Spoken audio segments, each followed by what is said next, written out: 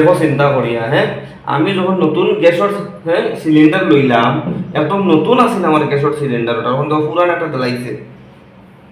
Phone লাগাই আজকে গ্যাসের দোকানও। হ্যালো। হ্যালো, হ্যাঁ নমস্কার স্যার, বলুন। ইখান কি তা গ্যাসের দোকান নি? এটা দোকান না, এটা এজেন্সি। ও আচ্ছা, ইগো একেন্সি। আচ্ছা একেন্সি ওকার দোকান ও গ্যাস মিলে তো এর লাগে কইরা মারি আরে ইয়ো।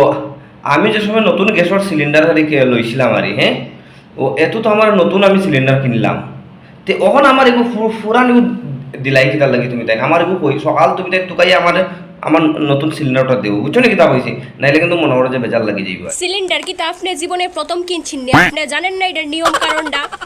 সিলিন্ডার বদলে সিলিন্ডার দেওয়া হয়। অদ্ভুত কাস্টমার। এরে ইনো ভূত আর অদ্ভুতর কিতা আছে হ্যাঁ।